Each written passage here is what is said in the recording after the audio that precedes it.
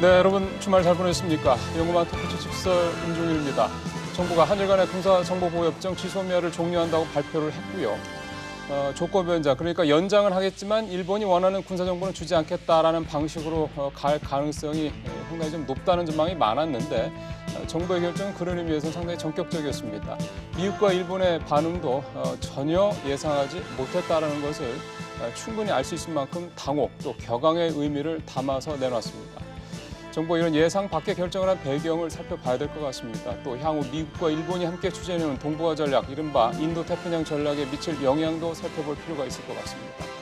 또 미국과 일본이 앞으로 우리에게 어떻게 나올 것인지, 우리는 어떻게 대응하면 좋을 것인가, 오늘 직설의 주요 포인트로 좀 저희가 준비를 좀 해보겠습니다. 북한이 주말에 발사체를 또 쐈죠. 이 부분에 대한 얘기도 오늘 시간이 되는 대로 바로 볼 수 있도록 하겠습니다.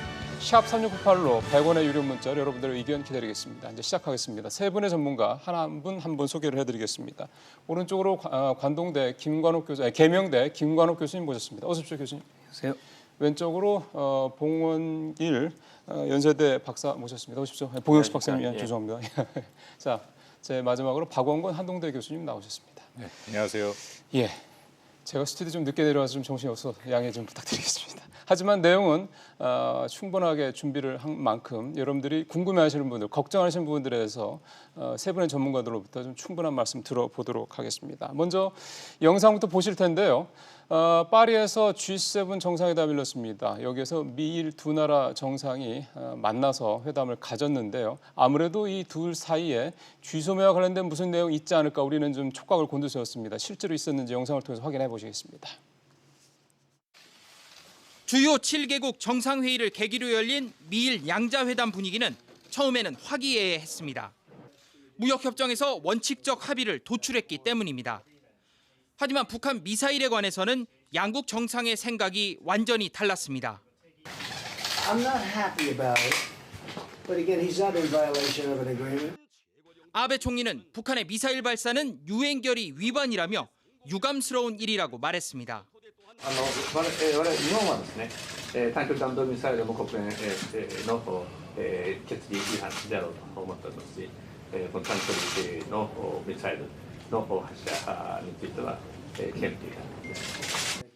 트럼프 대통령은 이를 이해할 수 있다고 말했고 아베 총리는 미국의 북한 정책을 100% 지지한다며 논란의 확산을 피했습니다. 트럼프 대통령은 김정은 위원장이 친서를 통해 한미 연합훈련에 화가 나 있었다고 말했다며 자신도 완전한 돈 낭비라고 생각한다고 거듭 밝혔습니다. He was upset that South Korea was doing the war games. I think it's a total waste of money.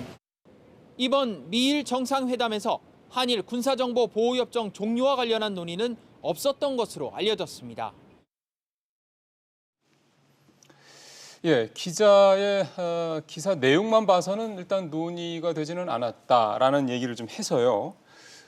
왜 얘기를 하지 않았을까? 아베 총리 같은 경우는 이 파리로 떠나기 전에 분명히 언론에 그렇게 얘기를 했습니다. 미국과 상의해서 이 문제를 알아보겠다, 대응하겠다 이렇게 얘기를 했거든요. 그러니까 뭔가 좀 미국과 뭔가 공조를 할 생각을 했던 모양인데 실제로 논의가 안 됐다는 얘기면 좀 생각을 해봐야 될 것 같습니다. 일단 이 얘기부터 시작을 하겠습니다. 김 교수님은 논의가 안 됐다는 부분을 어떻게 보셨습니까? 논의를 할 수가 없을 상황일 거예요. 그러니까 지금 예컨대 일본의 입장은 분명하잖아요. 지소미아 종료에 대한 어떤 불만 그리고 이것에 대해서 미국이 나서서 압박을 하고 이거를 다시 재협정을 맺는다거나 이런 필요성을 강하게 아마 피력을 하고자 했을 텐데 네. 그거에 대해서 미국은 이미 일본의 입장을 다 아는 거죠. 그렇죠. 하지만 한국이 종료 결정을 내린 마당에 일본의 입장을 손을 들어준다는 거는 한국과의 관계를 굉장히 어렵게 만드는 겁니다. 그래서 지금 트럼프 대통령이 떠날 때 얘기했던 것처럼 둘 다 굉장히 친한 사이다라는 거는 기본적으로 관망을 하고 굉장히 신중하게 접근하겠다는 거거든요. 지소미아로 인해서 사실은 그 이전에 이제 백색 국가 배제부터 제외부터 시작된 거 아닙니까? 그래서 예. 이 뿌리 깊은 이런 이유들이 있기 때문에 이것을 하나의 어떤 지소미아로 단편적으로만 바라보기 굉장히 어려운 상황이 있기 때문에 트럼프는 굉장히 신중하게 갈 수밖에 없고 이 얘기를 그래서 아마 꺼내지 않았던 거 아닌가 이렇게 생각을 합니다. 예, 김건희 교수님 말씀을 해석을 들었고요. 우리 봉 박사님 어떻게 보셨어요? 원래 의제에 없었던 모양이죠? 예, 왜냐하면 국방부랑 국무부에서 강한 우려와 실망을 표시한다는 메시지를 벌써 발표를 했기 때문에 그렇죠. 대통령 선에서 또 얘기할 것은 없었죠.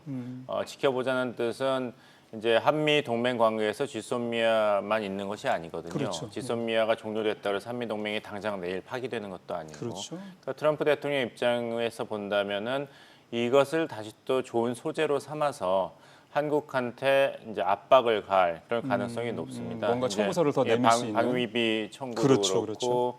무슨 무역 문제랑 예, 연결시킬 수도 있고 그리고 호르무즈 해협의 우리 파병 문제에 대해서도 주도권을 잡을 수 있기 때문에 네네. 지켜보자는 것은 입장 표명을 안 하고 카드를 쥐고 있는 것이죠. 그래서 미일 정상회의에서 굳이 뭐 꺼낼 미리 필요는 패를 없었다. 얘기할 것도 없고 입장 불만은 이미 다 표현이 됐습니다. 그렇죠. 예. 박 교수님께서는 트럼프 대통령의 아까 발언 우리 김 교수님도 얘기를 하셨지만은 나는 문 대통령하고도 친하다. 뭐 아베 총리하고도 친하다. 그 신중하게 이렇게 볼 필요가 있다. 뭐 하여간 이런 식으로 얘기를 해서 굉장히 좀 격앙스럽게 반응하지 않을까 걱정을 했는데 반응이 조금 의외로 좀 싱거웠다는 얘기도 있어서요. 뭐 어느 정도 예상은 됐죠. 트럼프 대통령의 입장에서는 이게 전략적인 사고를 하기보다는 한일 간의 갈등에서 미국이 어떻게 하면 이익을 확충할 그렇죠. 수 있을까? 그렇죠. 이제 그런 비용 대 효과를 계산하는 그런 입장이기 때문에 지금 우리가 방위비 분담 협상을 앞두고 있지 않습니까? 예. 그런 상황에서 미국한테 주어지는 득실을 계산할 것이다라고 생각이 되고요.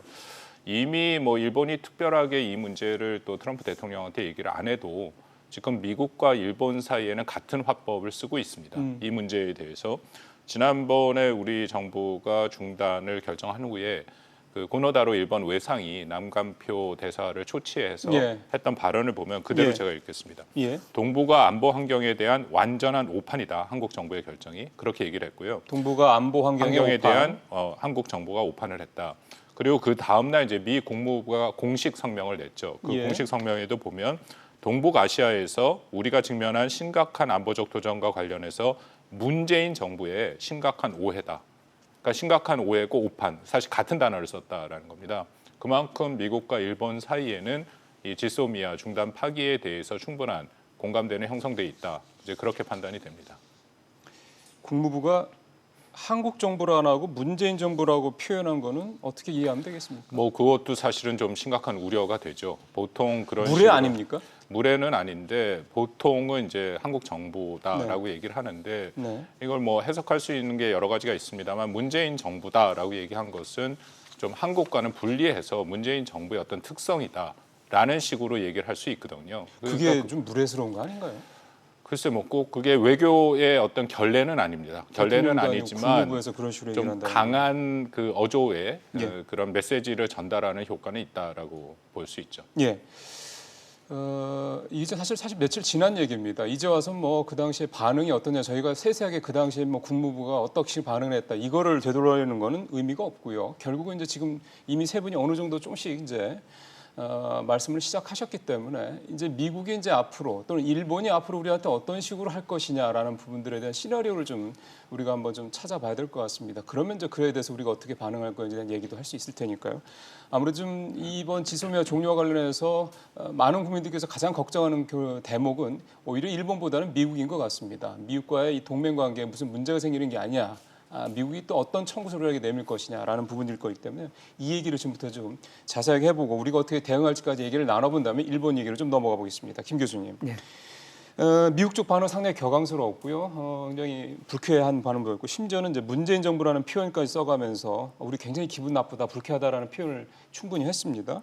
트럼프가 신중한 반응을 보였다는 부분과 놓고 관련해서 일각에서는 행정부와 그러니까 국무부나 국방부와 트럼프 대통령 간에 뭐 이견이 있는 게 아니냐라는 해석이 일부 나왔었는데 일단 그 부분은 그렇다고 보십니까? 아니라고 보십니까? 좀 그렇다고 보지는 않고요. 지금 국방부하고 국무부 얘기들을 처음부터 한번 좀 따라가 볼 필요가 있어요. 그러니까 국무부에서 나온 건 폼페이오가 실망스럽다는 그랬죠. 얘기고 예. 국방부에서 나온 건 처음에는 이제 다시 이 대화를 촉구하는 그런 차원에서였다가 나중에 몇 시간이 흐른 후에 강한 예. 우려와 실망을 표현하는 그런 문구가 나왔어요. 국무부랑 똑같은 내용을 했더라고요. 그렇죠. 예. 그런데 이제 그게 그러면 뭐 조율을 해가지고 한 것이냐? 저는 이제 국방부의 워딩이 훨씬 더 강하다라고 보거든요. 강한 우려와 예. 라는 단어가 사실 굉장히 큰 건데 그거는 국방부 장관 즉 국방부 장관이 한국에 왔었잖아요.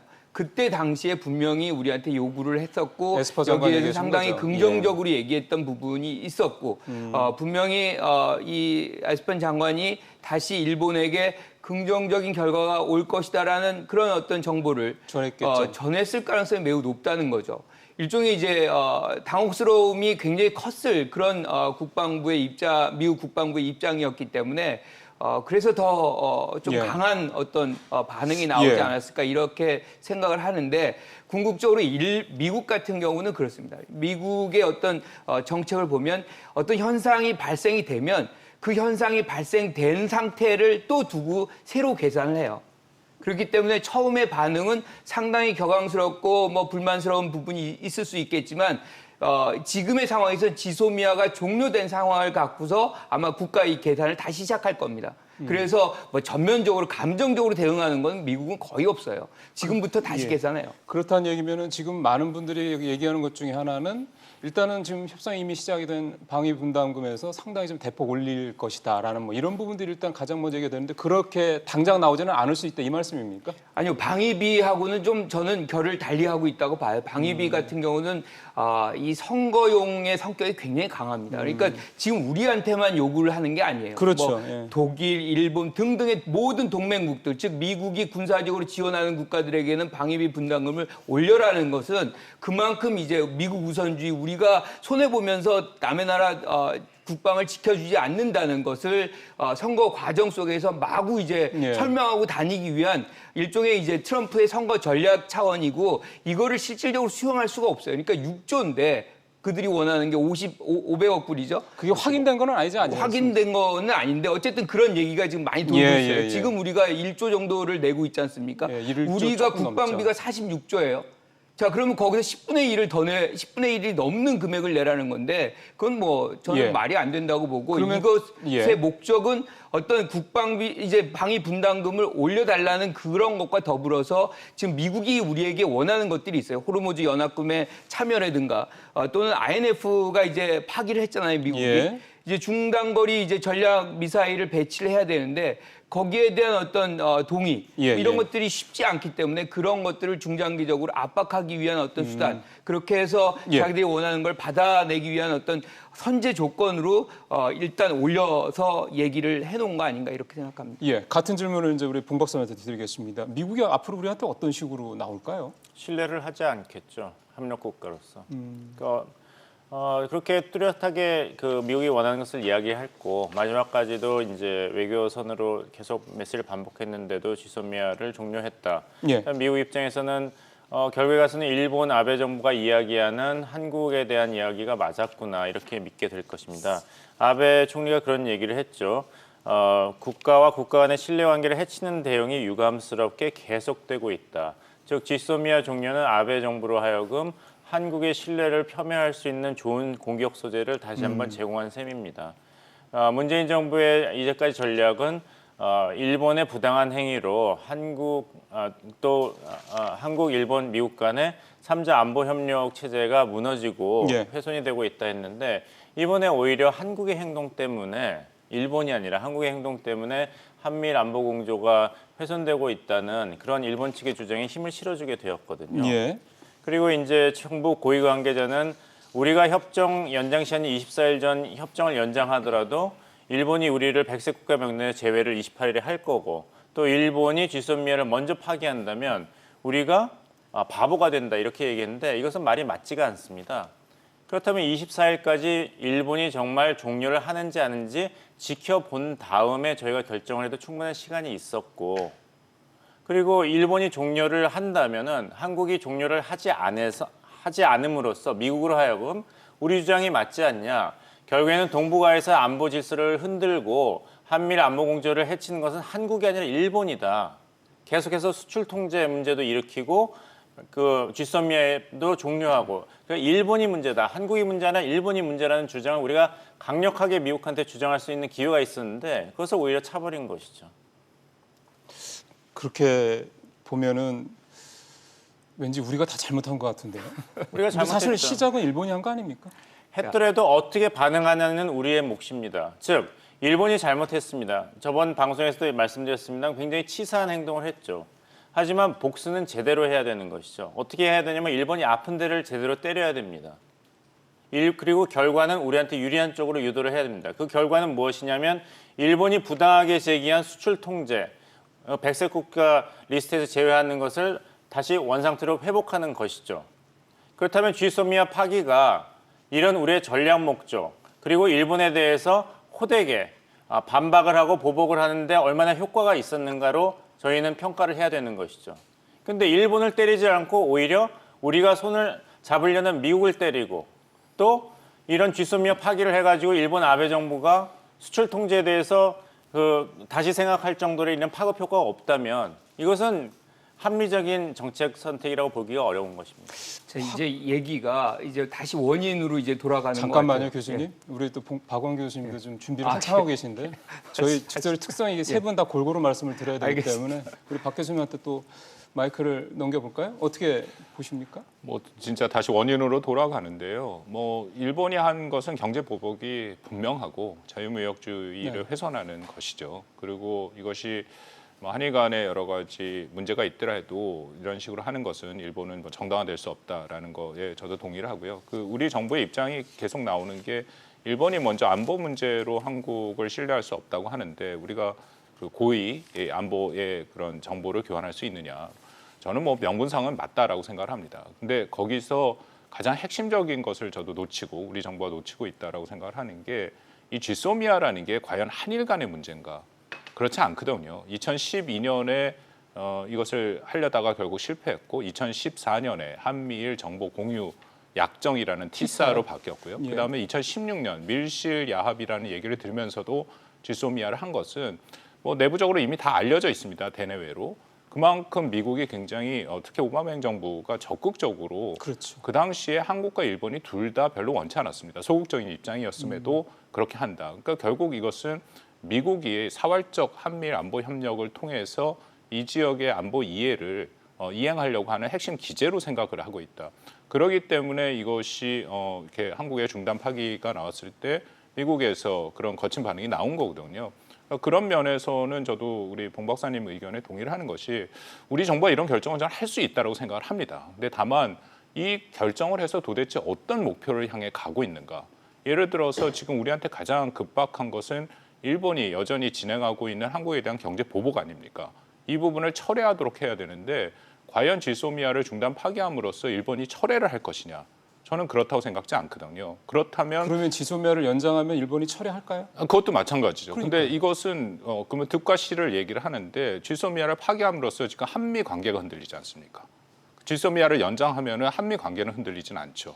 미국이 이런 거친 반응을 하는 것은 2002년 효순이 미순이 사건 이후 처음입니다. 쓴 표현들 자체가 제가 말씀드렸습니다만 이것은 큰 오판이다. 그런 표현을 안 쓰거든요. 특히 동맹을 알겠습니다. 미국은 관리해야 되기 때문에 50여 개, 70여 개 되는 동맹 국가에 여러 가지 예. 이익이 있어도 그런 표현들은 안 나옵니다. 자, 지소미아를 이제 우리가 종료시키지 않았을 때를 우리가 상상을 하면 지금 한국 정부가 문재인 정부가 선택을 한 이유를 우리가 이해를 할 수 있다고 저는 생각을 해요. 그러니까 예컨대 우리가 지소미아를 종료를 안 한다, 계속 재연장을 한다. 그런데 이제 그의 배경은 8.15 때 경추사 때 대통령은 이미 대화의 문을 활짝 열고 예. 그 전에 특사를 2명이나 보내고 상당한 대화의 노력을 기울였던 거죠. 그런데 결과적으로 돌아온 거는 뭐 일본에서는 일방적인 어떤 무시입니다. 무반응이죠. 그러니까 어떤 형태로든 그 문제에서 즉 강제징용의 문제를 변화시키지 않는 한은 대화하지 않겠다는 예. 결정적인 것 제일 마지막 장면이죠. 21일 날 한일 장관회담에서 사실상 그 경제 보복의 입장을 전혀 철회할 의사가 예. 없음이 이제 확인이 됐는데 이럴 때 그러면 우리가 이것을 계속 연장할 경우에는 어떻게 되느냐? 그러면 백색 국가의 제외를 받음으로 있어서 우리는 손해를 얻습니다. 그렇죠? 일본 같은 경우는 지소미아를 유지함으로써 이득을 계속 챙겨갑니다. 이게 일종의 우리가 강화도 조약 이후에 계속 우리가 일본과의 관계 속에서의 불평등성의 어떤 협정 과정, 협정의 관계 이것이 유지될 수밖에 없는 것이죠. 지금 뭐 우리 박 교수님 말씀하신 대로 미국과의 관계가 분명히 있어요. 하지만 저는 충분히 이거는 조절 가능한 선에 있다라고 생각을 하고요. 예. 일본과의 관계 속에서 이 부분을 정리하지 않는다 그러면 지속적으로 일본은 힘을 바탕으로 해서 우리를 길들이고 자기들이 원하는 방향으로 끌어가려고 하는 그런 일방적인 행태를 계속 유지할 가능성이 매우 높기 때문에 저는 이번에 지소미아 종료는 굉장히 잘한 선택이다 이렇게 생각을 합니다. 제가 말씀드리는 거는 지소미아가 종료가 아베 정부를 아프게 해야 돼요. 하나도 아프지가 않습니다. 아파야지 수출 통제에 대해서 입장만을 할 텐데 지소미아는 이 정부도 얘기했지만 그렇게까지 사활이 걸리는 협정이 아니다 이런 얘기를 했지 않습니까? 우리한테는 티사가 있으니까. 그렇다면 김 교수님 말씀이 맞다면은 우리가 일본에 대해서 강한 입장을 표명하려면 왜 지소미아만 종료합니까? 티사도 없애야죠. 그래서 일본이 정말 당혹스럽게 만들고 우리가 수출 통제 전략을 수정하지 않으면 한국이 정말 우리와 안보 협력을 하지 않겠구나, 큰일 나겠구나 이렇게 해야 되는데 지소미아는 종료하고 티사가 있으니까 괜찮다 그러고 그러면은 나는 이 사람은 신뢰 안 하는데 내가 이 사람은 신뢰 안 하니까 우리 아파트 동 패스워드는 못 주지만 예. 현관문 패스워드는 계속 알게 해준다. 알겠습니다. 이건 말이 안 되거든요. 예. 그럼 제가 아베가 한마디만 아프질 더 않아요. 말씀- 자, 그러면 안보 신뢰가 무너져서 백색 국가를 제외시킨다는 그 일본이 지금도 지소미아, 즉 신뢰할 수 없는 국가로부터는 왜 정보를 요구합니까?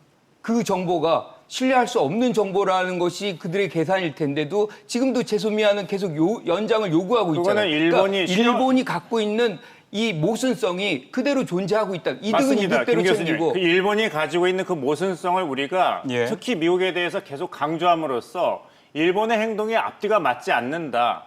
한국은 신뢰할 수 있다. 왜냐하면 한국은 행동이 앞뒤가 맞는데 아베 정부는 안보를 핑계로 대서 한국을 수출 통제를 하면 압박한다. 그렇기 때문에 미국은 한국 편을 들어야 된다. 일본의 이렇게 부당하고 앞뒤가 맞지 않는 모순적인 행동을 미국도 예. 좌시해서는 안 된다. 이렇게 나가야 알겠습니다. 되는 것이죠. 예, 박원 교수님.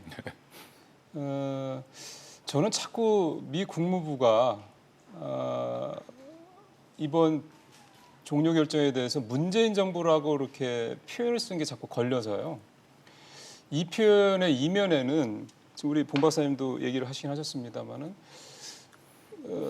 우리 정부에 대한 미국의 그 생각이 그 신뢰도라는 게 글쎄 좀 뭐가 그럴까 일본에 대해 생각하는 것만큼은 깊지 않다. 그렇게까지는 뭐 굳건하다고 생각하지 않다. 뭐 이런 것들이 깔려 있다고 볼 수 있는 겁니까? 뭐 그런 가능성도 있고 이 지소미아를 한국 정부가 중단 폐기하는 과정에서 저는 좀 아쉬움이 남습니다. 미국과 얼마만큼 충분한 협의가 있었는지 저는 파기할 수 있다고 봐요. 파기할 수 있지만 대신에 그 관계에서 그 과정에서 한국이 원하는 것을 얻을 수 있는 최대한의 사전 조치와 전략적 목표가 있었어야 되는데 그 부분이 부족합니다. 예를 들어서 그게 근데 지금 뭔가 정부가 그거에 대해서 공식적으로 얘기한 거는 뭐 별로 김현장 없지 않나요? 차장이 충분히 얘기를 했죠. 우리 김 교수님도 말씀하신 것처럼 뭐 8.15 때 특사도 보냈고 뭐 전화로 수시로 협의를 했다 그렇게 얘기를 했는데 그럼에도 협의를 했지 미국을 설득하는 데는 실패한 거 아닙니까? 그렇기 때문에 미국에서 그런 기본적으로 미국을 설득한다라는 거는 결국 미국이 원하는 걸 들어줘야지 설득하는 그러니까 거 아닙니까? 우리가 충분히 이것을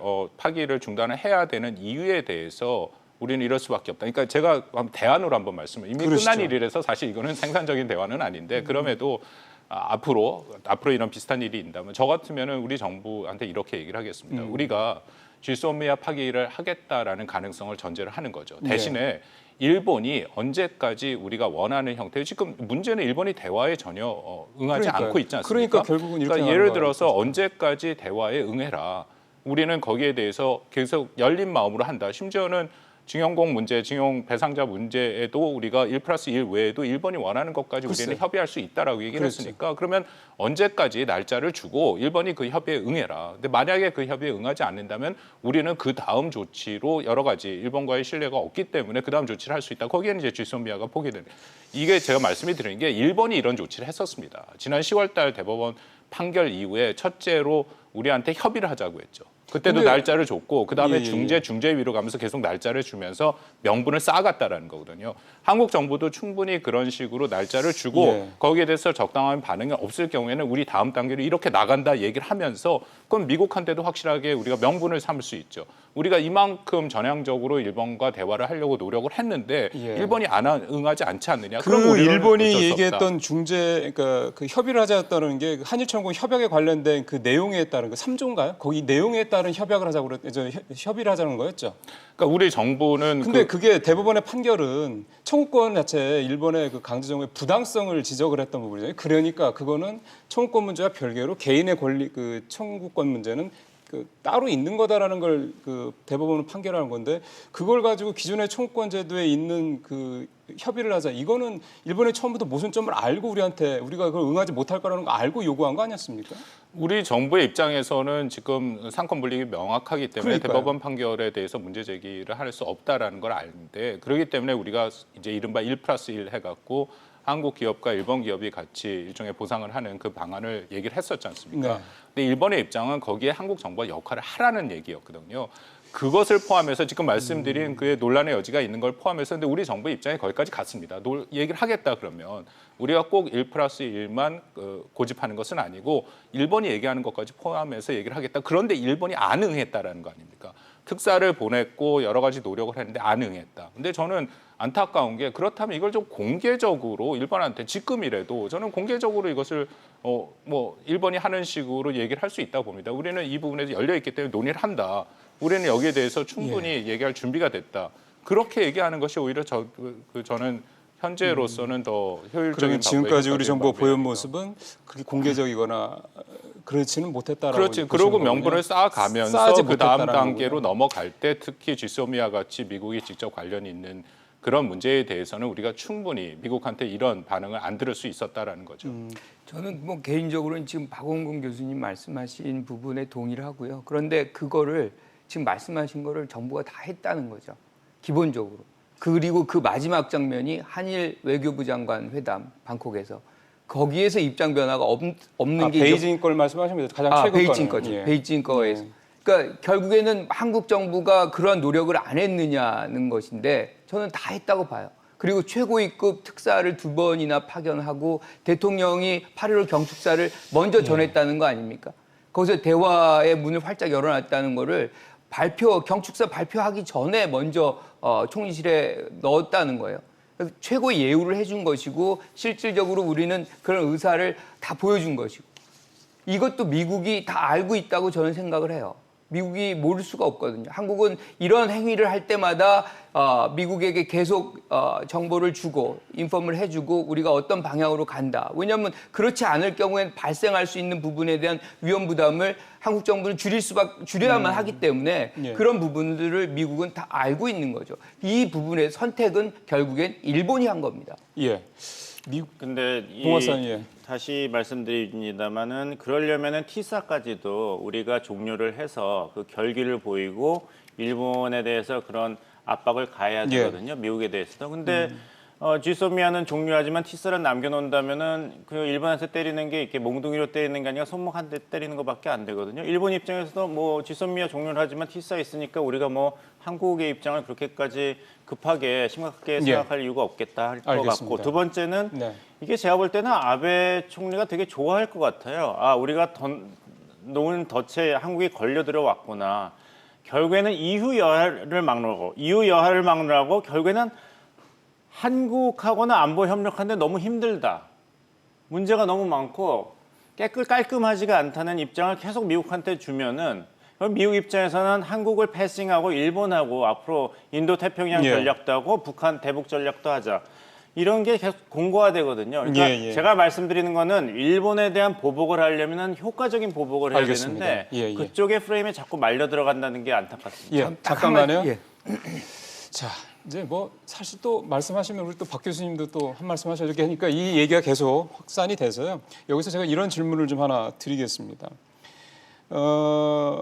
이번 일과 관련해서 이제 뭐 진짜 자기들의 이제 우리 봉 박사님 말씀대로 그네들의 원하는 식으로 우리가 그 트랩에 걸렸든 안 걸렸든 뭐 사실 그거는 우리가 이제 확인할 수 없는 부분이니까요.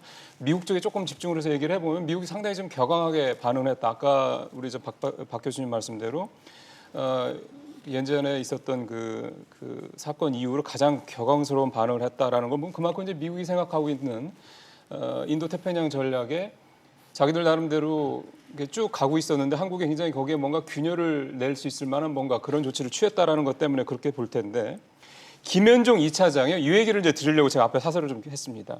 지난번 7월달에 이제 미국을 방문했었죠. 그때 일본이 우리 보복 조치하고 나서 바로 미국 가서 이제 상하 양원들 만나서 이렇게 얘기를 했다고 그럽니다. 미국이 한미일 3자 공조를 중요해하는 건지 아니면 평화법 개정을 통해서 재무장하는 일본을 중심으로 한국과 호주, 아세안 등 나머지 나라들을 종속 변수로 삼아서 동북아 전략을 운용하려는 건지 그렇게 물어봤다.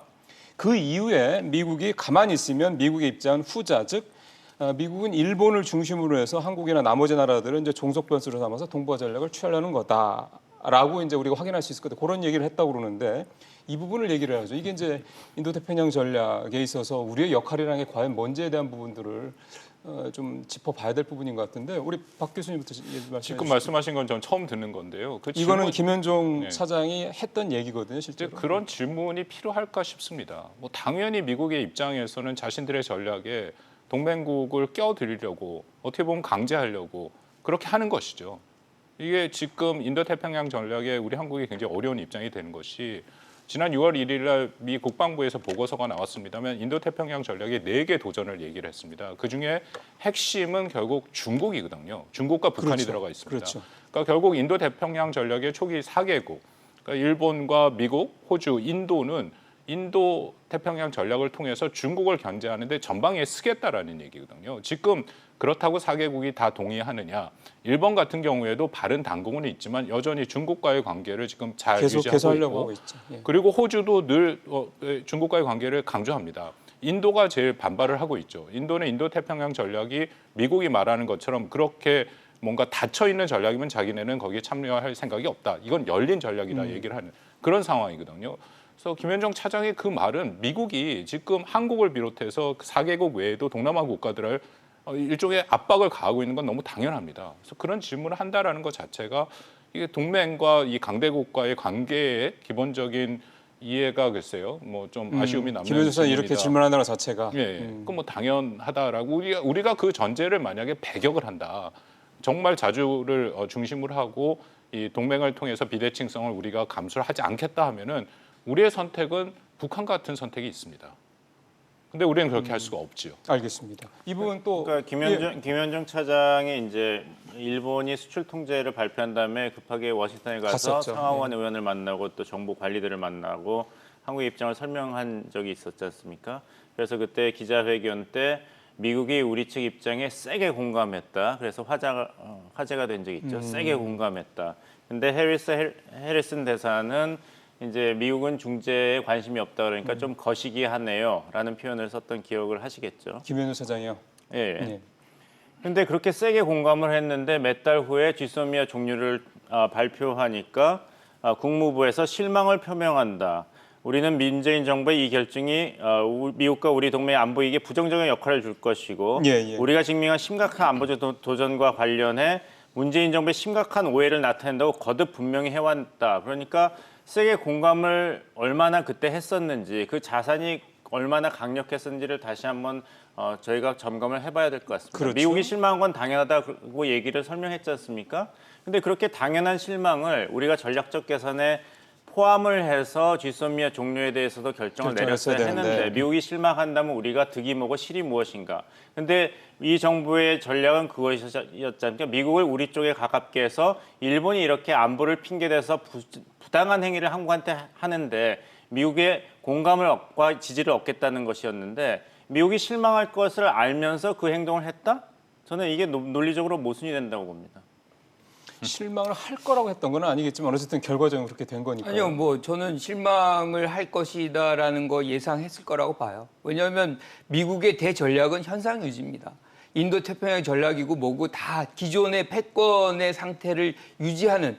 그래서 도전하는 중국을 견제하고 북한의 미사일 견제하고 뭐 이런 것들이 다 그런 어떤 이 맥락에서 흘러나오는 거기 때문에 이 기존의 질서에 조금이라도 이제 변동을 가져오는 거에 대해서는 굉장히 두려워하죠. 싫어합니다. 예. 그럼에도 불구하고 한국은 이렇게 선택을 하는 것이 저는 맞다고 보는 것이 이 틀이 변하기가 어려워요.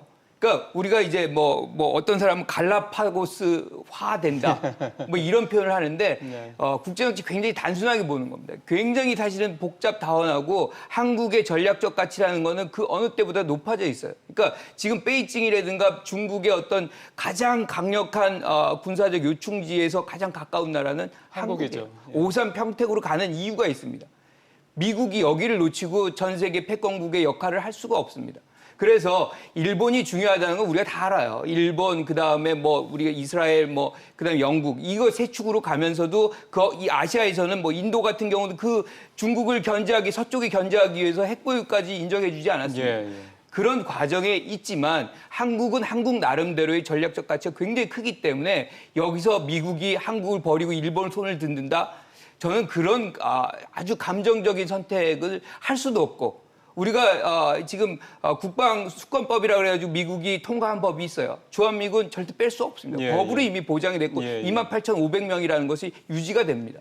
이게 트럼프가 스스로 뭐 선택할 수 있는 부분이 아니에요. 그래서 그런 것들을 우리가 감안하고 하지만 일본에 관해서는 우리가 해야 될 부분들이 있기 때문에 그리고 지소미아도 사실 우리가 원한 게 아니에요.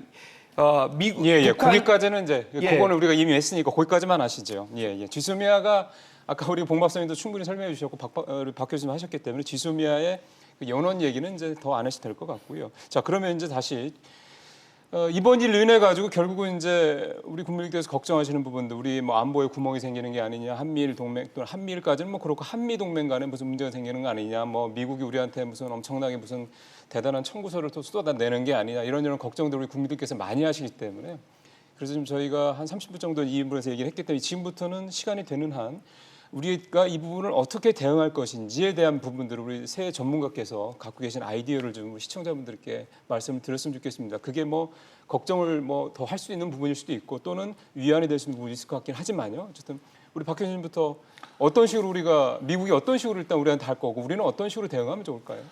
미국이 한국한테 일단 트럼프 대통령이 한국한테 지금 이 상황을 이해하는 것을 우리가 정확히 파악을 할 필요가 있는데요. 트럼프 대통령의 동맹 정책은 이전의 미국 행정부의 동맹 정책과 매우 다릅니다. 그래서 전략적인 사고를 중시하지 않죠. 뭐 이미 너무 잘 알려져 있지 않습니까? 소위 말하는 아메리카 퍼스트 전략 자체가. 예, 거기다가 이미 본인의 유세 때 그런 얘기를 많이 했습니다. 자기가 가장 쉽게 미국의 이해를 채울 수 있는 건 동맹국가 우호국이다 오히려. 그쪽에 압박을 가하면 자신들이 원하는 경제적 이해를 충분히 얻어낼 수 있다라고 얘기했고 이미 시작을 했지 않습니까? 그러니까 트럼프 대통령이 지금 한일 갈등을 바라보는 이 입장은 이 안에서 미국이 어떻게 하면 이해를 더 확충할 수 있을까? 이것을 오히려 또 계기로 삼아서 미국이 원하는 것을 어떻게 하면 한국한테 일본한테 받아낼 수 있을까? 저는 참 아쉽지만 그런 계산을 먼저 하고 있다라고 생각이 되고요. 지금 당장 아까 김 교수님 잠깐 말씀하셨는데 방위비 분담이라는 것은 트럼프 대통령 입장에서는 국내 정치적으로 자신의 선거 공약입니다. 그렇기 때문에 본인이 직접 챙기는 사안이고요. 당연히 저는 연계를 할 거라고 생각을 하고 왜냐하면 지금 한국 정부 입장이 어쨌든 좀 어렵지 않습니까? 미국이 이렇게 거칠게 반응하는 상황에서 이 방위 분담 협상에서 한국이 또 강하게 얘기를 할 수 있는 그런 것도 아닌 상황이고 그 틈을 저는 트럼프 대통령이 충분히 활용할 수 있다고 생각하고요. 아까 잠깐 말씀이 나왔습니다만 50억 불인데 6조 원 그것을 다 받겠다라는 얘기는 무리고요.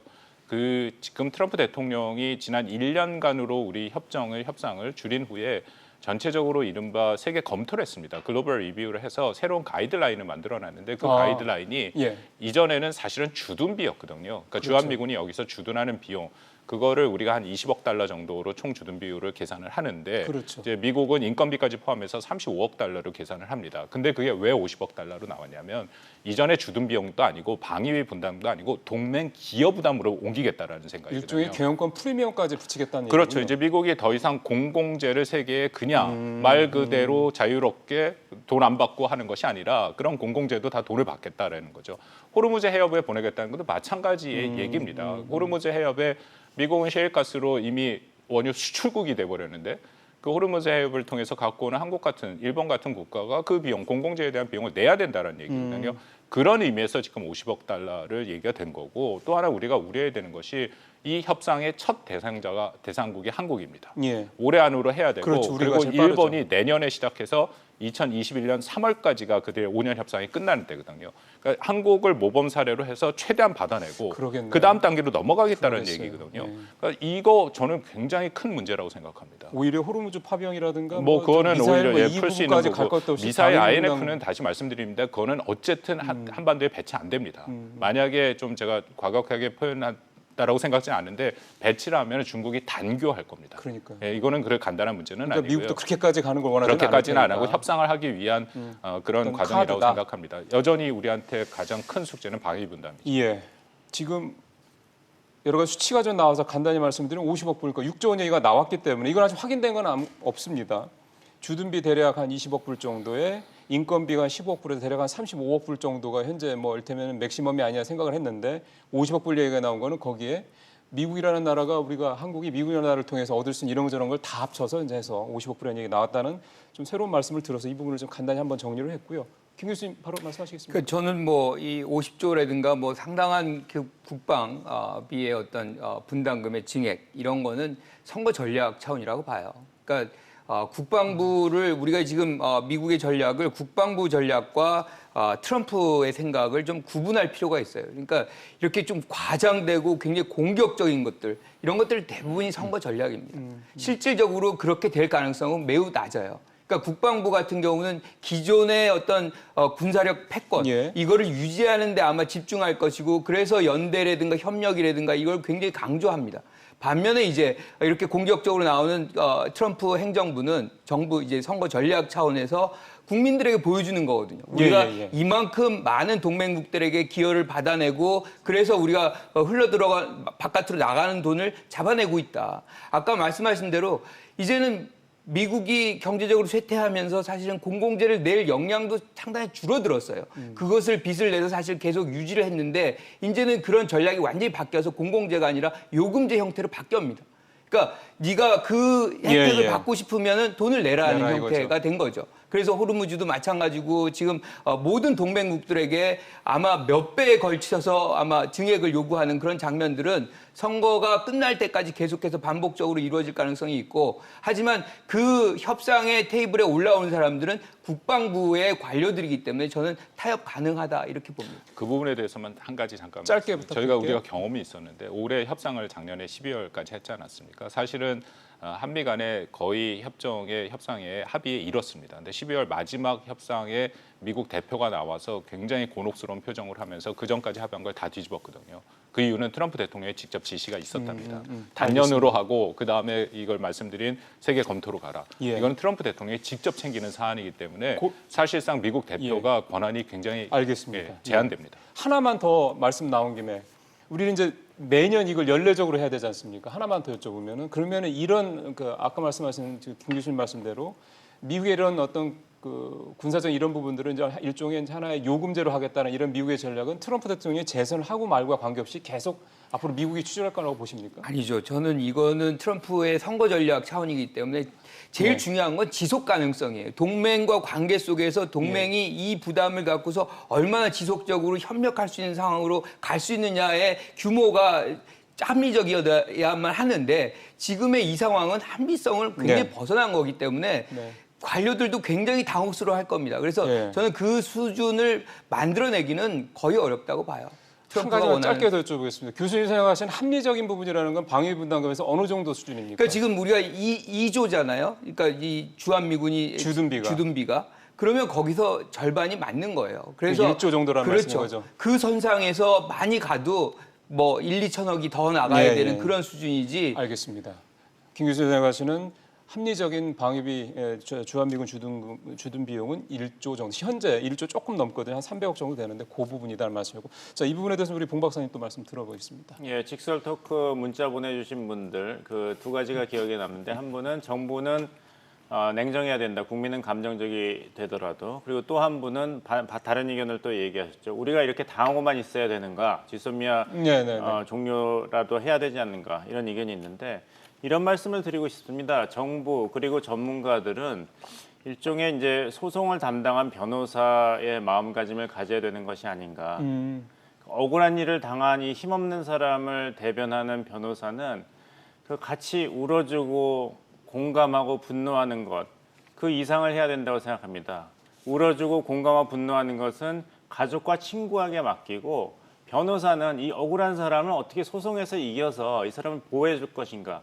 그런 의미에서는 이게 혹시 아베 정부가 놓은 덫이 아닌가. 우리가 감정적으로 대응한다면 어떤 장기적인 결과가 나오고 그것이 우리한테 유리할 것인가 불리할 것인가. 우리가 원하는 결과를 얻는데 도움이 될 것인가 불리해질 것인가. 이것을 생각해야 되거든요.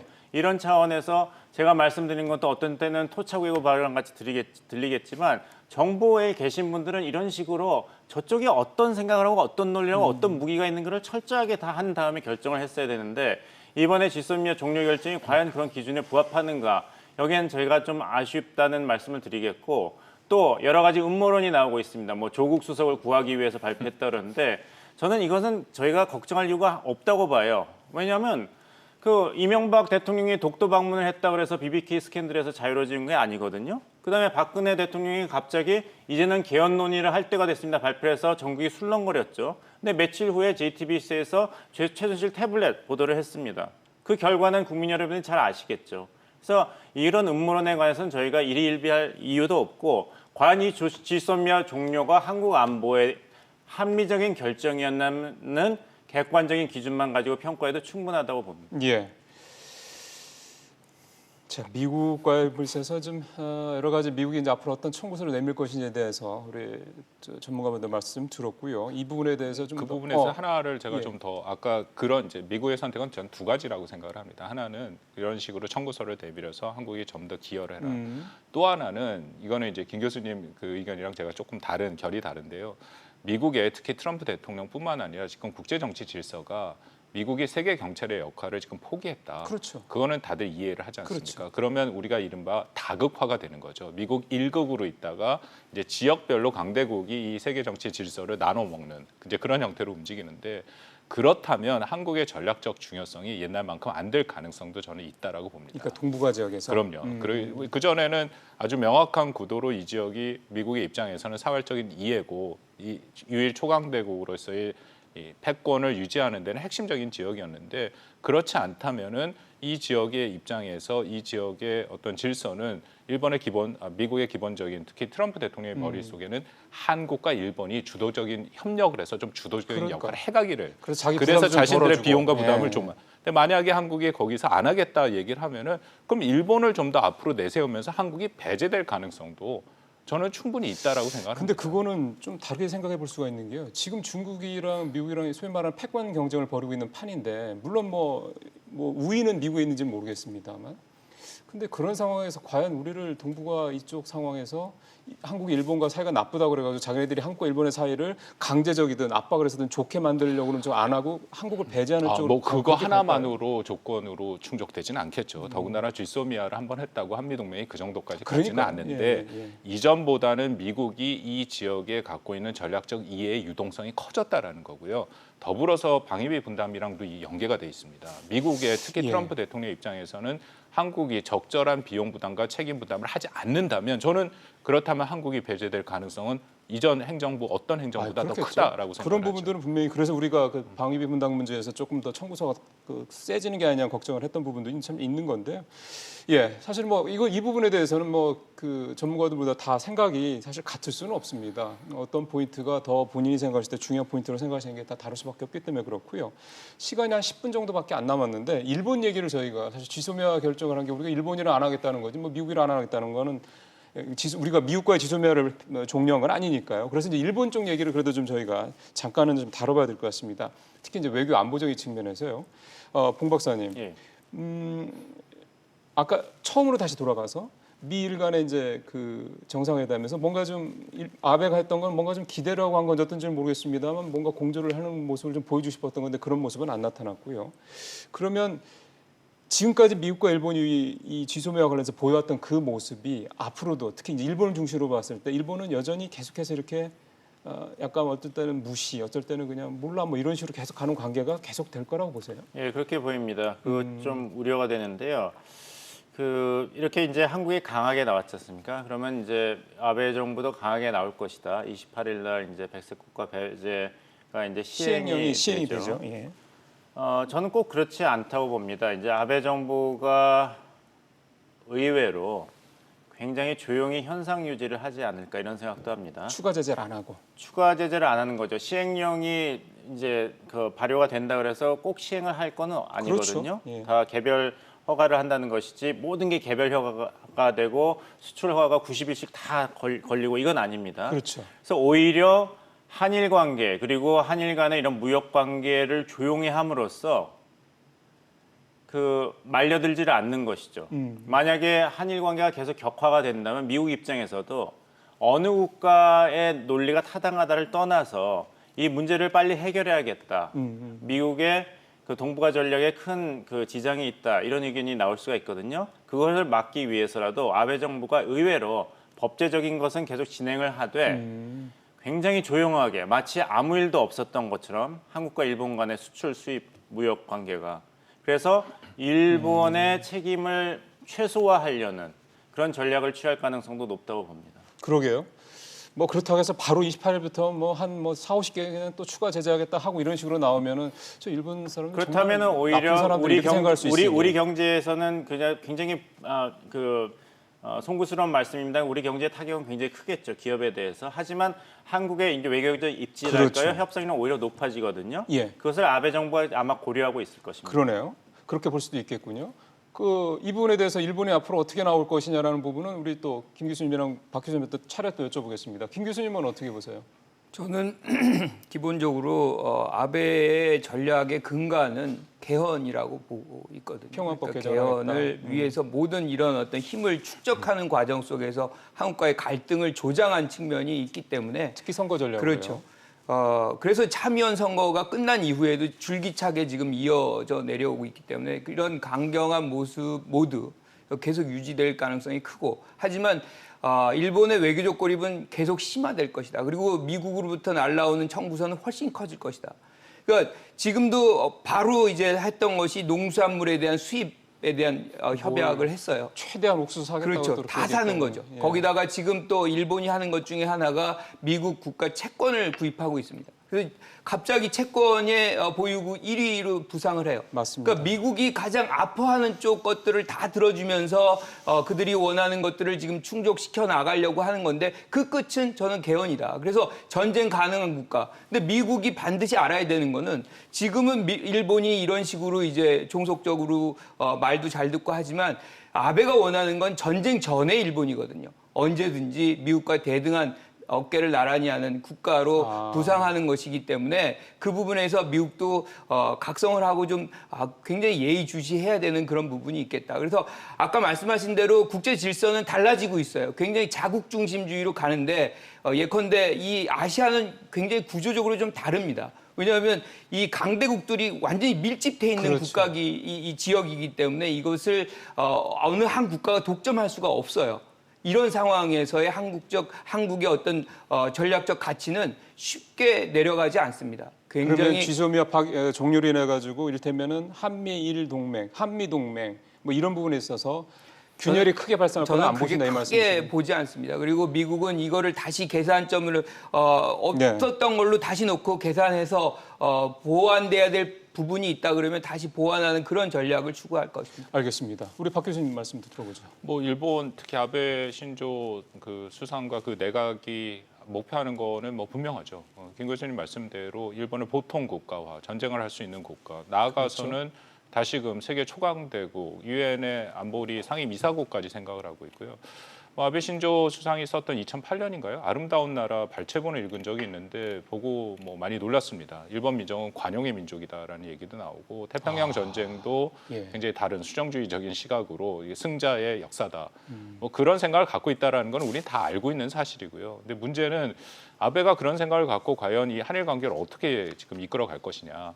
아까 말씀하신 뭐 추가 조치 저도 그런 거 안 한다고 생각합니다. 지금 굉장히 치밀하게 준비한 계획에 따라 움직이기 때문에 28일 날 시행이 되면 그걸로 이미 아베의 내각은 칼자루를 쥐고 있거든요. 얼마든지 경제산업상을 통해서 개별 품목으로 묶을 수 있습니다. 그런데 그걸 지금 구태여 공개를 함으로써 경제 보복이다라는 국제 여론을 환기시킬 이유가 눈꼽만치도 없거든요. 그러면서 우리한테는 불안감을 우리한테는 굉장히 키울 수 있지 이미 않습니까? 경제의 불확실성만을 네. 받은 거로 우리는 네. 크게 어려움이 있고 여전히 불화수소 같은 경우에는 핵심 부품인데 그게 이제 전략적으로 민감하다는 물자 있지 않습니까? 예. 그 부분에 대해서는 여전히 지금 허가를 안 내고 있는 상황이기 때문에 앞으로도 적지 않게 우리가 여러 가지로 피해를 받을 여지는 있다. 그것을 우리가 전제로 놓고 그럼 어떻게 그것을 해결해야 되느냐.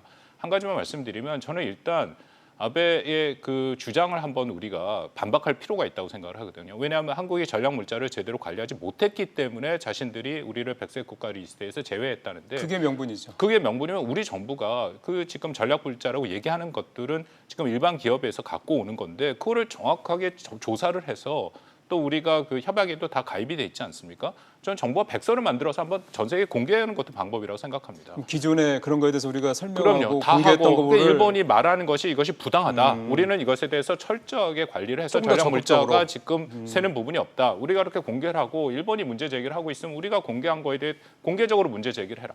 제가 이런 말씀을 드리는 거는 이거는 국제 여론을 환기시켜서 우리 편으로 오는 것.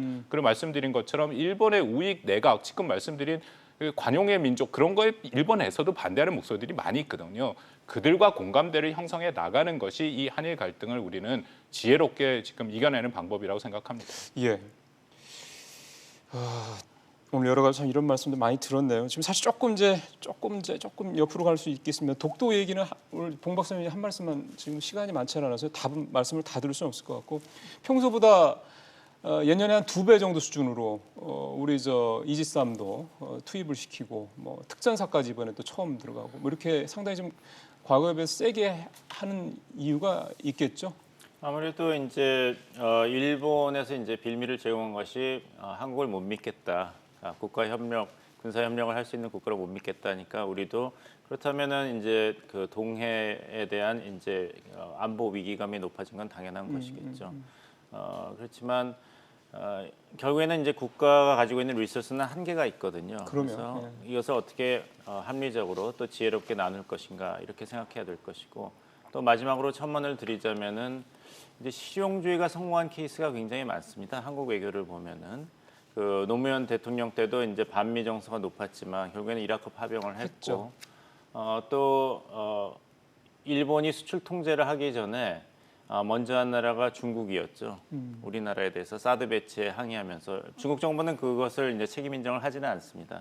근데 그때 우리가 감정적으로 대응하지는 않았거든요. 굉장한 고통이 있었지만 결국에는 고비를 넘겼고 그것도 문재인 정부의 큰 공이라고 생각합니다. 그렇다면은 왜 과거에 성공한 그 사례들이 있는데 그 지혜를 원용하지 않았는가 여기에 대해서는 좀 문제점을 지적하고 싶습니다. 독도 방어 훈련 한 가지만 더 말씀드리면 저는 우리 정부가 지금 잘했다고 생각합니다. 이게 특히 제가 잘했다고 얘기하는 것은 이름을 바꿨죠. 독도 방어 훈련에서 동해 영토 수호 훈련. 지난번 제가 나와서 드린 말씀이 있다라고 생각하는데 러시아가 한국 영공을 침범하지 않았습니까? 이건 주권 훼손 행위거든요. 그렇죠. 그래서 이것에 대한 대응 훈련을 해야 되고 이것이 재발할 경우에 우리가 군사적으로 어떻게 대처해야 될지 훈련을 해야 된다. 근데 지금 일단 명칭 자체가 동해 영토 수호 훈련으로 돼 있고요. 지금 공군 전력도 이전보다는 2배가 F-15K랑 P-3C가 지금 2배로 동원이 됐습니다. 물론 지금 작전 계획상 얼마만큼 지금 화면에도 나옵니다만 이 러시아와 중국의 카디즈와 또 영공 침해에 대비를 하는지는 좀 두고 봐야긴 하겠지만 방향은 저는 잘 잡았다라고 생각을 합니다. 예. 그리고 저는 뭐 거기서 첨언하면 울릉도나 독도와 갖는 전략적인 위치예요. 그러니까 오키나와를 미국이 포기를 못한 이유가 여기서 30분에 도쿄, 베이징 뭐 다 갑니다. 굉장히 전략적 요충지죠. 그래서 일본에게 넘긴 이후에도 계속 주둔하고 있는 이유인데 독도가 그러한 역할, 그러한 위치에 놓여 있습니다. 일본, 러시아, 중국, 북한, 한국까지 다 눈에 보이지 않는 선으로. 그렇죠. 그래서 사실은 여기를 울릉도와 독도의 어떤 그 군사적 가치를 좀 더 높이는 그래서 그 부분의 어떤 우리들의 어떤 전략적인 가치를 계속 올려가는 그런 노력이 저는 차후에 우리의 어떤 이 주변국과의 관계 속에서도 상당히 중요하다 이렇게 생각을 합니다. 알겠습니다. 사실 쉽지 않은 오늘 주제였는데 각자 좀 세 분께서 다양한 어떤 아이디어 또 말씀해 주셨고 미국이 우리한테 앞으로 어떤 식으로 할 건지에 대해서 나름의 좀 대략적인 어떤 좀 시나리오도 저희가 좀 볼 수가 있었습니다. 거기에 이제 정부가 대응하는 거 이제 정부 하나하나 좀 보여줘야 되는 거고 정부가 얘기했던 대로 한미 간의 국가는 동맹을 하는데 계기가 될 것이라고 얘기했기 때문에 그 부분에 대해서도 이제 정부가 보여주면 되겠죠. 예. 자, 우리 김관욱 교수님, 봉 박사님, 박원권 교수님 세 분과 오늘 얘기 나눠봤습니다. 말씀 잘 들었습니다. 고맙습니다.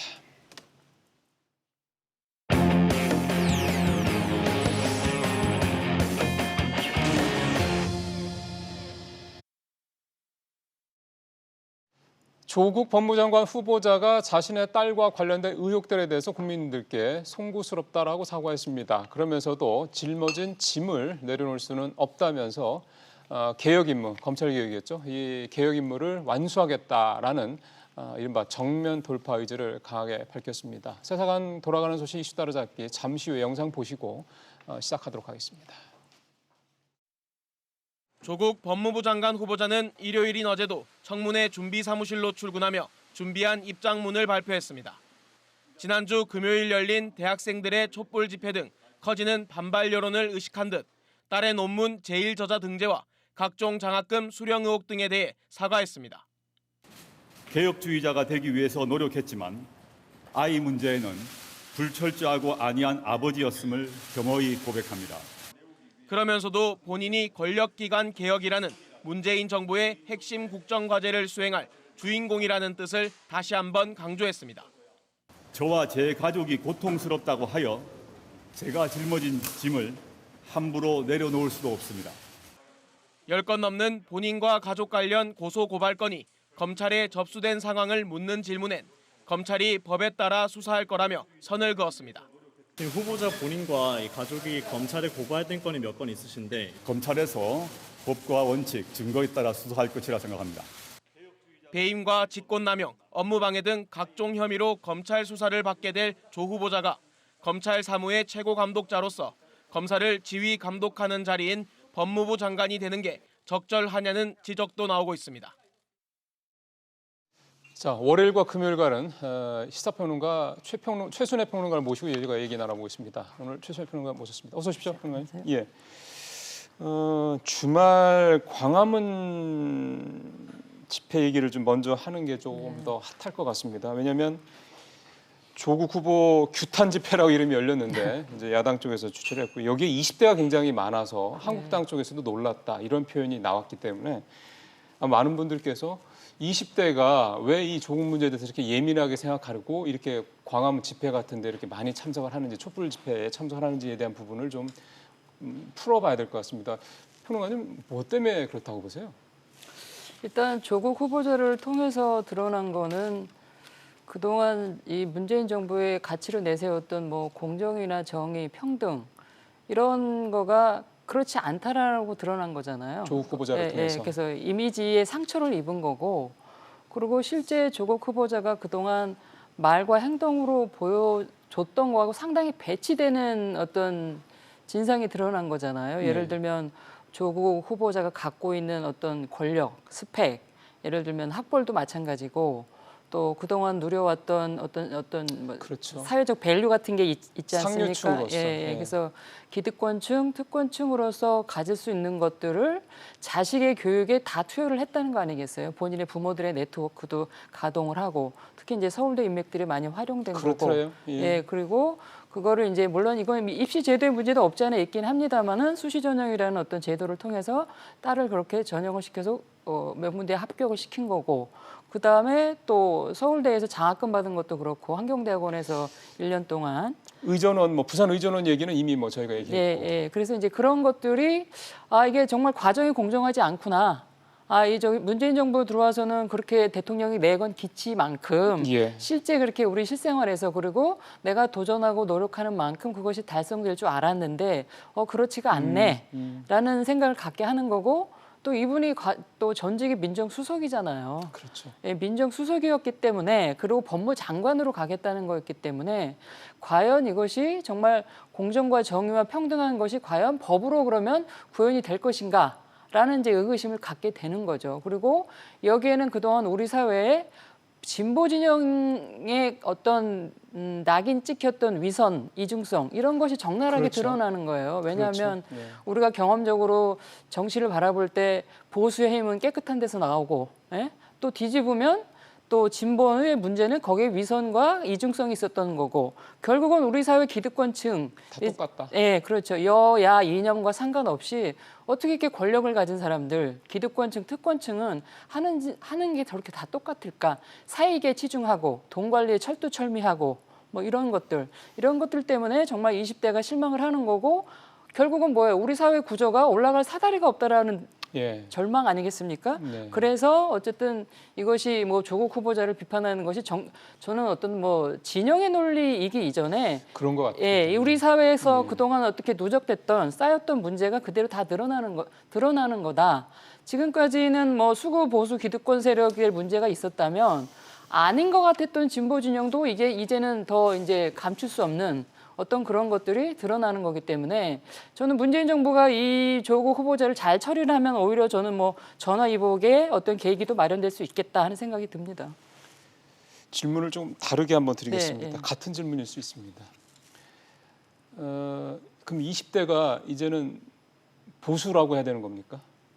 꼭 그렇다고 보지는 않아요. 시각들이 좀 계속 나오고 예. 있어서 아마 그게 무슨 정치적인 의도가 있는 게 아니냐라는 뭐 해석도 있긴 합니다. 어쨌든 그러면 20대는 이제 30대나 40대보다도 훨씬 더 덜 개혁적이고 덜 진보적이고 보수적인 거냐 이런 식의 보는 또 이것도 역시 진영 논리의 하나로 봐야 될 것 같긴 한데 그거 어떻게 보십니까? 일단은 한 두 가지 정도로 얘기를 하면 일단 첫 번째 지금의 20대는 어떤 우리가 386 세대가 어떤 가지고 했던 어떤 사회적 관심이나 이것보다는 되게 실질적이고 실리적인 거에 관심이 많아요. 그러니까 쉽게 하면 일단 먹고 사는 문제가 관심 있는 건 누구나 다 마찬가지인데 일단 대학을 졸업하고 취업하고 직장을 가지고 돈을 벌 수 있는 환경이 이게 쉽지 않기 때문에 어떻게 하면 나의 어떤 생활의 토대가 되는 거를 이제 지위를 가질 수 있을까? 뭐 직장 갖는 것부터 시작해서 그렇기 때문에 어떤 이념은 배제한 어떤 실리형이라는 게 일단 실리형이에요. 20대는 제가 볼 때는 그렇거든요. 그런 점에서 지금 조국 후보자 문제를 꼭 뭐 내가 보수기 때문에 나갔다 이렇게 보지는 않고요.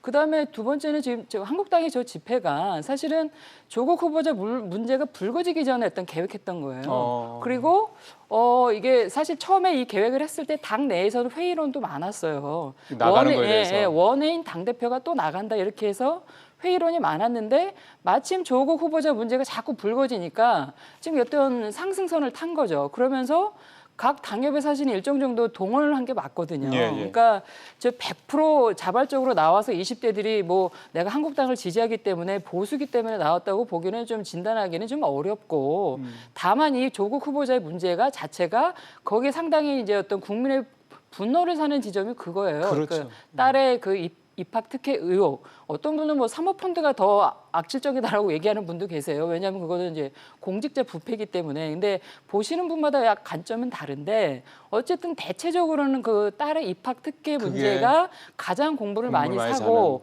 특히 20대에는 본인의 문제로 다가오는 거기 때문에 저렇게 아마 어떤 계기로 인해서 내지는 저런 어떤 기회가 있으면 본인의 의사를 표출한 거 아닌가. 저거를 뭐 20대가 전부 보수다 이렇게 얘기하기는 좀 무리가 있을 것 같습니다. 그렇습니다. 사실은 어떻게 보면은 그 윗세대들은 그 선배 세대들은 그런 어떤 사회의 부정의, 부도덕, 반칙, 특권 이런 걸 보면서 그냥 눈을 감거나 그냥 에이 또 어쩔 수 없는 거지 했다면은 요즘 20대는 대한민국의 현재 20대는 그런 거에 대해서 그냥 자기들 선배들 세대들처럼 그냥 보고 넘어가는 게 아니라 자기들은 행동으로서 이걸 바꿔보겠다라는 어떤 그런 시국이 아니냐 이런 해석도 좀 있고 해서.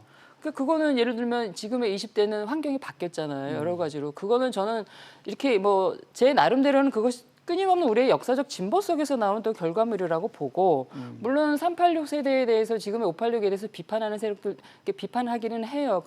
그러나 그럼에도 불구하고 우리가 산업화 민주화 세대를 겪어오면서 오는 어떤 산물이라고 저는 보기 때문에 지금의 양극화라든가 이 지금 뭐 우리가 흔히 얘기하는 늘 그 배금주의 사상은 비판을 하는데 그 가운데 20대의 어떤 생존 전략이다 나름대로 그다음에 20대의 문화가 또 특이하고 그런 어떤 시대적 변화가 좀 있었다라고 얘기를 하는 거고 그 가운데 조국 후보자의 문제가 딱 드러났기 때문에 저는 좀 큰 틀에서는 오히려 진보의 재편 우리 사회의 어떤 이런 병리적 구조에서 양극화 문제를 이참에 좀 다시 접근할 필요가 있겠다라는 생각이 좀 듭니다. 예.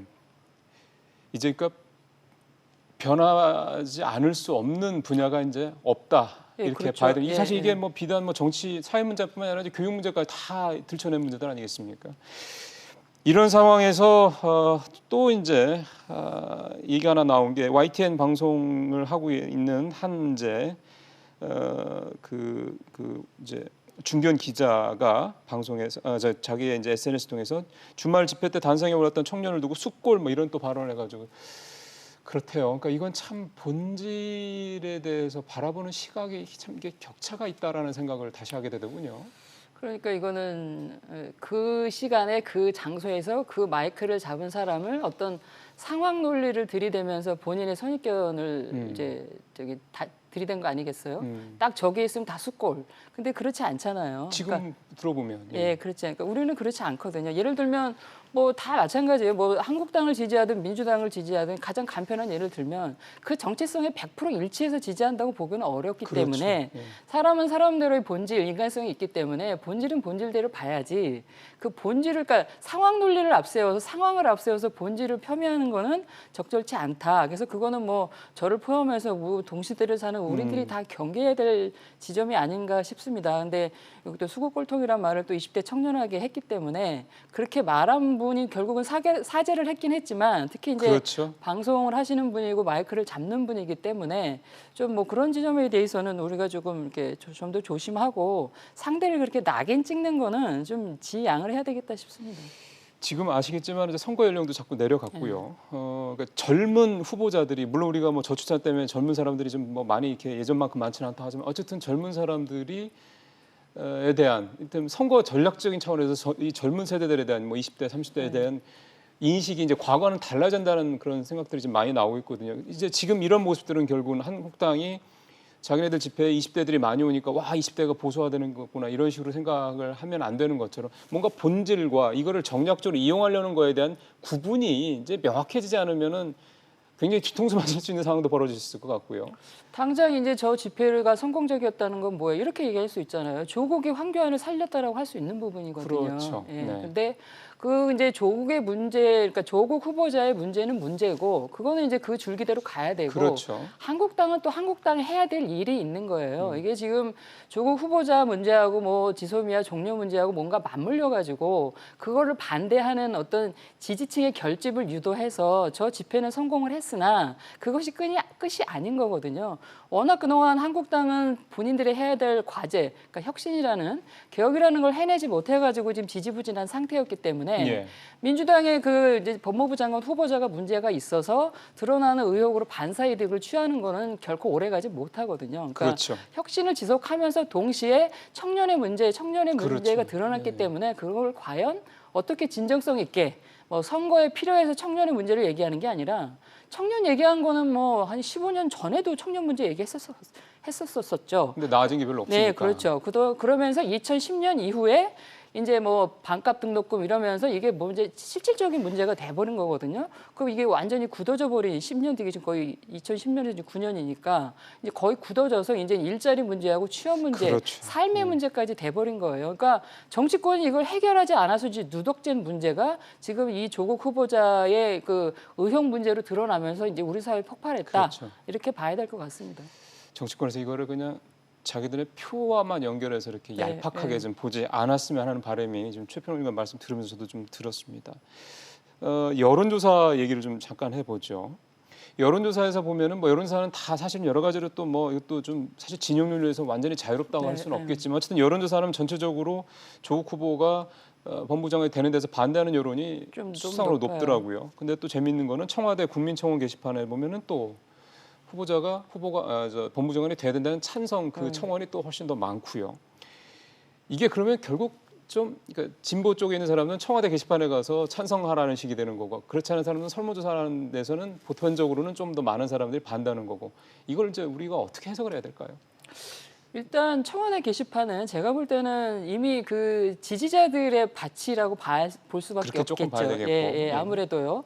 물론 이제 정말 해결하지 못하는 힘이 없어서 하지 못하는 문제를 거기 가서 호소하는 경우도 있긴 하지만 그러나 어쨌든 정치적으로 현 정부를 지지하는 분들이 기본적으로 있기 때문에 오히려 그 반대 진영의 사람들, 그러니까 한국당 지지자들은 아예 그 게시판을 안 간다라는 가는구나. 얘기들이 많아요. 그럴 수도 있겠네요. 예, 그렇기 때문에 그 자체를 뭔가 이렇게 우리가 균형 있게 보기에는 조금 한계가 있고 그리고 거기서 이제 지지자가 많고 한 뭐 어제 오후 그 통계로는 한 35만 대 20만 그렇죠. 찬성 대 반대 이렇게 나온다고 하는데 그런 어떤 기본적으로 기울어진 지형이었다라는 거를 감안하고 보는 게 맞지 않을까라는 생각이 그럼 듭니다. 여론조사가 최평의원이 보시기에는 조금 더 국민들의 보편적인 정서를 조금 더 그래도 현실적으로 담아내고 있다. 그나마 조금 객관적이지 않을까 싶어요. 물론 이제 여론조사 주체와 설문안과 대상과 이런 것도 다 봐야 되겠지만 그래도 일반적으로 여론조사라고 할 때는 일반 여론, 그러니까 뭐 랜덤하게 뭐 이렇게 측정하지 않았을까 하는 생각이 들거든요. 그러면은 어쨌든 현재로서는 국민들의 보편적인 그러니까 뭐 완전히 확실하게 한쪽으로 기울어졌다고 볼 수는 없겠지만 정서상은 반대론이 좀 많다 이렇게 좀 봐야 될 것 같은데 부정적인 여론이 조금씩 더 커가는 거죠. 그러니까요. 처음에는 좀 괜찮겠지 문제 없겠다 싶었는데 점점 이게 맞습니다. 예, 부정이 커가는 거예요. 이제 결국 이제 그래서 이런 문제들에 대해서 단순한 의혹, 뭐 논란 이런 문제들이 아니라 정확하게 팩트를 확인을 하고 그거에 대해서 이제 이를테면 후보자가 네. 나는 이제 그렇게 하려는 의도는 아니었는데 그렇게 됐다. 뭐 죄송하다. 뭐 이런 식으로 예를 들어서 뭔가 이제 그런 것들이 이루어지려면 청문회가 열려야 되는데 청문회 문제는 지금 국민청문회라는 말까지 나올 정도로 여전히 아직 종잡을 수가 없대요. 국민청문회는 이제 뭐 사실은 듣도 보다 못한 청문회라고 할 정도로 사실은 전례도 없는 거고 법적 예. 근거도 없는 거예요.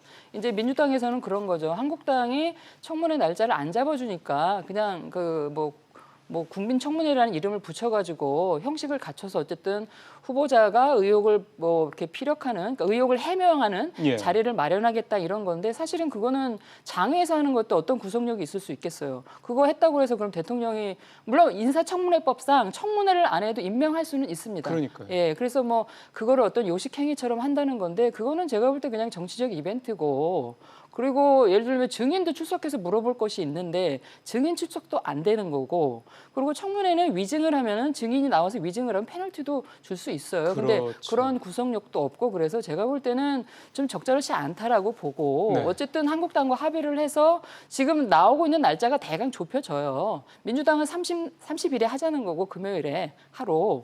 한국당은 초에 3일 하자는 건데 9월 초에. 예, 그래봐야 9월 2일, 3일인데 며칠 차이가 안 나네요. 네. 그러니까 제가 볼 때는 그러면 3일은 좀 무리고 그러면 차라리 그럼 30일 금요일 날 하고 월요일 날 하고 이틀이 하는 게 어떨까? 왜냐하면 금요일 날 하루 하고 해명을 또 하면 필요한 또 자료 또 보충해서 내고 시간이 필요할 수 있잖아요. 그러면은 그러네요. 예, 그래서 월요일 날 하든지 아니면 9월 2일, 3일, 월화 이틀을 연속으로 하든지 하는 게 좀 이렇게 가장 현실적이고 합리적인 안이 아닐까 싶습니다. 왜냐하면 예. 의혹거리가 너무 많아서 일단은 증인도 사실 얘기를 들어보고 싶은 분도 있고 그래야 뭐 선명하게 해명이 될 거 아니겠어요? 네. 그리고 후보자가 그렇게 본인이 문제가 없다고 그러면 오히려 그런 시간이 필요할 수도 있겠다는 생각이 들어요. 뭐 위장 매매 의혹도 그렇고 뭐 그 웅동학원 그 진행하는 그 그렇죠. 부채 채무 변제 과정도 네, 그렇고 여러 가지로 너무 석연치 않은 부분들이 많은 거를 좀 분명하게 해소를 하려면 사실은 하루 갖고 무리인 건 맞습니다. 왜냐하면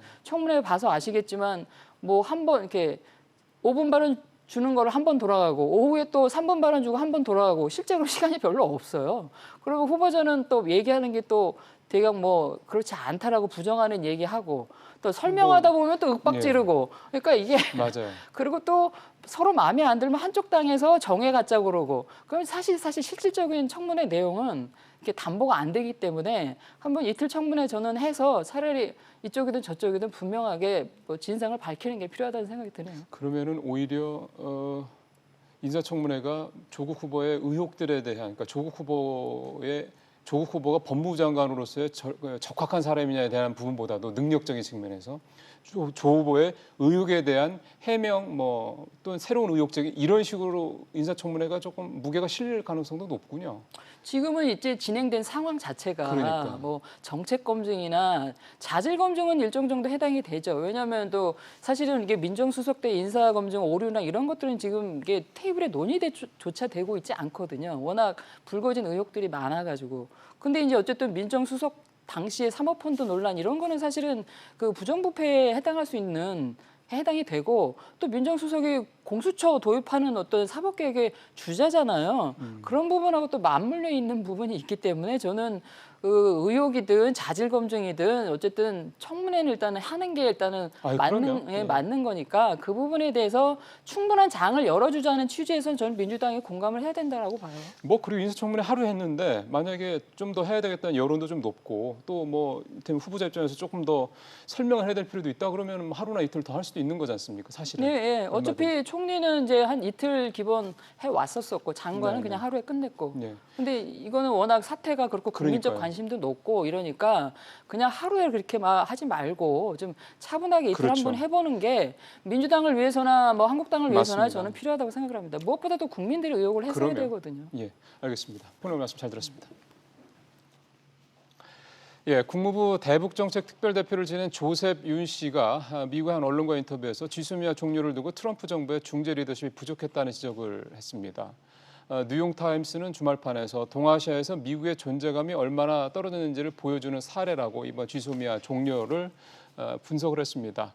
많은 국민들이 걱정하는 건 역시 일본보다는 미국인 것 같습니다. 이번 일로 한미 간의 동맹관계에 큰 균열이 생기는 거 아닐까 하는 점이 걱정의 포인트겠죠. 일각에서는 국내 정치 문제를 연기시켜 의혹을 제기하는 것도 있고요. 이번 결정이 어떤 치밀한 계획하에 결정된 것인지 발표대로 한미 간의 동맹을 더 굳건하게 할 계기가 될 수 있을지 이제 정부가 하나하나 증명을 해야 될 시간이 시작이 됐습니다. 직선 마치겠습니다. 내일 뵙겠습니다.